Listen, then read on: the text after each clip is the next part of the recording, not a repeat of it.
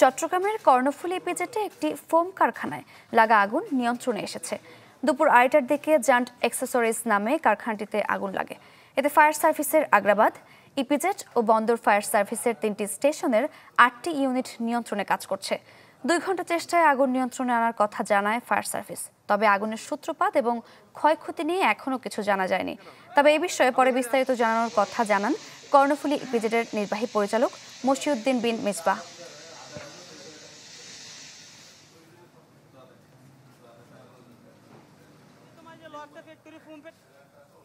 দর্শক, আরো খবর জানবো আমরা। এই মুহূর্তে আমাদের সঙ্গে যুক্ত হচ্ছেন সহকর্মী ইবেন মির। ইবেন, ক্ষয়ক্ষতির পরিমাণ জানা যায়নি, কোনো ধরনের হতাহতের খবর জানা গেল কিনা? সবশেষ কি খবর আছে আপনার কাছে?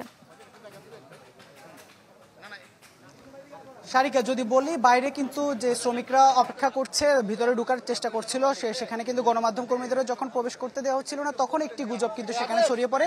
সেটি আসলে হতাহতের বিষয়টি সেখানে গুজব আকারে ছড়িয়ে পড়ে। তবে আমরা ভিতরে প্রবেশ করেছি, ভিতরে প্রবেশ করতে দেওয়ার পর আমরা যেটা দেখেছি, এখন পর্যন্ত হতাহতের কোনো বিষয়ে কর্তৃপক্ষ জানায়নি। আমরা ফায়ার সার্ভিসের সাথে কথা বলার পরে ফায়ার সার্ভিসও তেমনটি জানিয়েছে।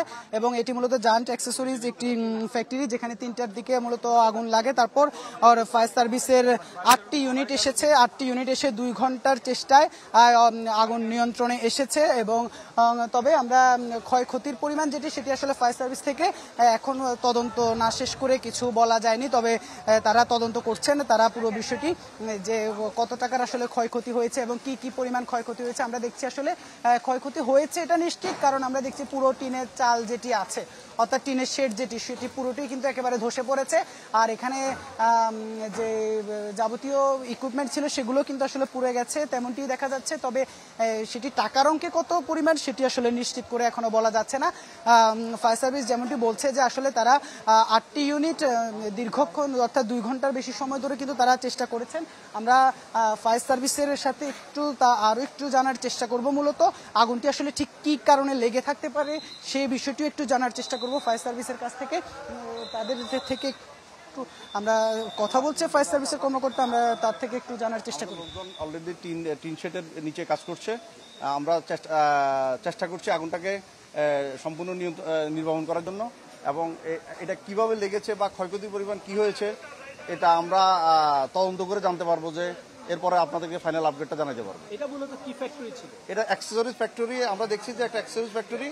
অ্যাক্সেস ফ্যাক্টরিতে কি, এখন আমরা এটা তদন্ত করে জানতে পারবো এটা কি উৎপাদন হতো, কি এখানে কি মজুদ ছিল, এগুলো আমরা আপনাদেরকে পরবর্তীতে জানাবো। তো বন্ধের দিন ছিল, আগুন কি কারণে লাগে থাকে প্রাথমিকভাবে মনে হচ্ছে? এটা আমরা এখনো আইডেন্টিফাই করতে পারি না। আমরা ফাইনালি আপনাদেরকে তদন্ত করে আমরা আগুন নির্বাপন শেষে আপনাদেরকে জানাতে পারবো।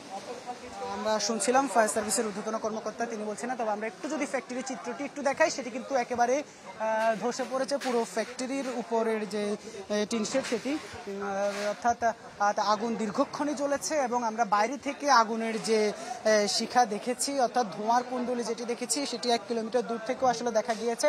সে প্রেক্ষিতে কিন্তু আসলে যারা ইপিজেডে কাজ করে শ্রমিক, তাদেরকে যেহেতু আজকে বন্ধ ছিল, আগুনের খবর পেয়ে কিন্তু তারা ইপিজেডের বাইরে গেটে এসে ভিড় করে। তখনই কিন্তু আসলে যখন গণমাধ্যম কর্মী এবং শ্রমিক কাউকে প্রবেশ করতে দেওয়া হচ্ছিল না, তখন শ্রমিকদের মাঝে কিন্তু আসলে অসন্তোষ ছড়িয়ে পড়ে। পাশাপাশি তারা কিছু গুজব আকারে কিছু অপতথ্য আসলে ছড়িয়ে পড়ে, যেখানে আসলে নিহত আহত এরকম নানা বিষয় ছড়ানো হচ্ছিল। তবে আমরা ভেতরে প্রবেশ করার পরে যতটুকু জেনেছি, দেখেছি আসলে কোনো ধরনের হতাহতের ঘটনা ঘটেনি। আর যেহেতু সাপ্তাহিক বন্ধ ছিল, যার কারণে অল্প কিছু সংখ্যক শ্রমিক ছিল, তারা নিরাপদেই সরে গেছেন।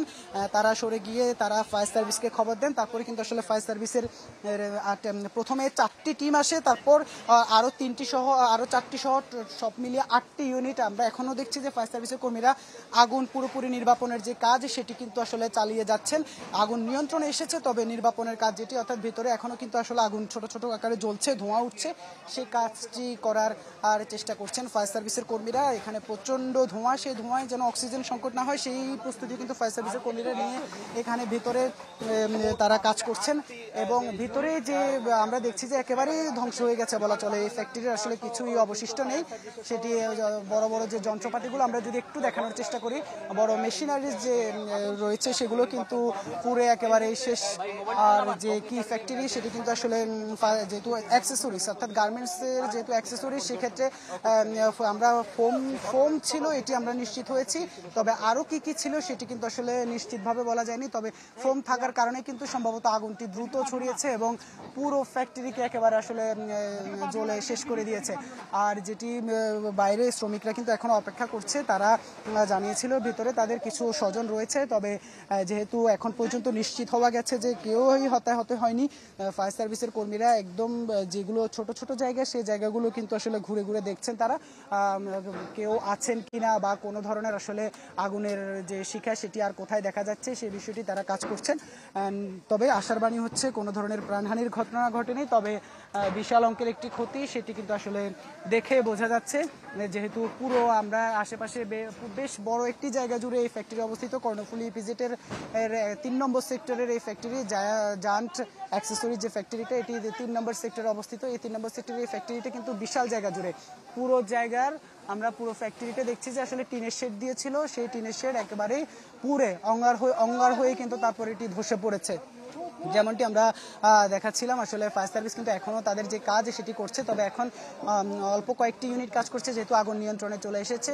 যে কয়েকটি ইউনিট দরকার সেই কয়েকটি ইউনিটের সেই কয়েকজন সদস্যই কাজ করছেন, বাকি সদস্যরা কিন্তু এখন যে বিশ্রামে গেছেন। আর যে গার্মেন্টস কর্তৃপক্ষ, আমরা গার্মেন্টসের যে ঊর্ধ্বতন কর্তৃপক্ষ তাদের সাথে কথা বলতে পারিনি, তবে যারা সিকিউরিটি লেভেল অর্থাৎ নিরাপত্তা কর্মী ছিল তারাও বলেছেন যে আসলে বন্ধের দিন হওয়াতে কোনো ধরনের কর্মী কাজ করছিল না। আমরা তারপরে যদি একটু, আপনি তো গার্মেন্টসে কাজ করেন, এই গার্মেন্টসে কিসের মূলত? এটা ফোম ফ্যাক্টরি।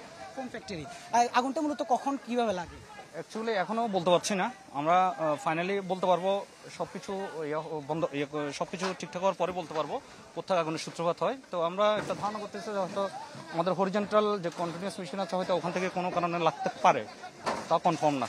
আজকে তো বন্ধ ছিল, ভিতরে কোনো শ্রমিক কাজ করছিল? মেইনটেনেন্সটা খোলা ছিল, তো আমরা এখনো কনফার্ম বলছি না আগুনের সূত্রপাতটা কোত্থেকে হয়েছে। একেবারে পুরো ফ্যাক্টরি তো আসলে একেবারে ধ্বংস হয়ে গেছে। একবারে পুরো ফ্যাক্টরি ধ্বংস হয়ে গেছে, কিছু নেই, জাস্ট বিল্ডিংও অলরেডি আমাদের যে বিল্ডিং এটা ছিল সেটা তো লেগে গেছে।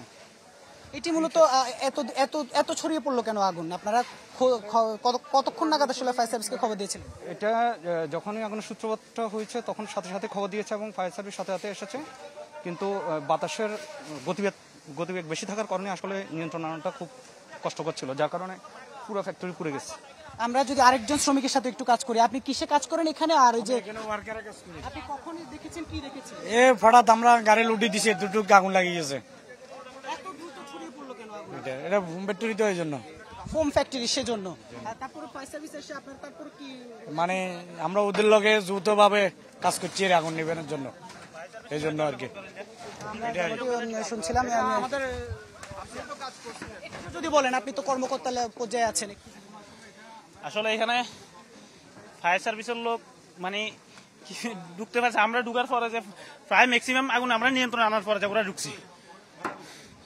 ভাই এখন আর কথা বলার মতো আমরা দেখছিলাম আসলে যে গার্মেন্টসের নিজস্ব যে কর্মীরা তারা কিন্তু আগুন নিয়ন্ত্রণের জন্য যে কাজ সেই কাজ তারা করেছেন। তারা যেমনটি বলছেন যে তারা তাদের দীর্ঘক্ষণের চেষ্টা, ফায়ার সার্ভিসের চেষ্টায় অবশেষে আগুন নিয়ন্ত্রণে, তবে পুরো ফ্যাক্টরি আসলে ধ্বংস হয়ে গেছে। ইবেন মির ধন্যবাদ আপনাকে। দর্শক, চট্টগ্রামের কর্ণফুলী ইপিজেডে অগ্নিকাণ্ডের ঘটনা নিয়ে আমরা জানছিলাম।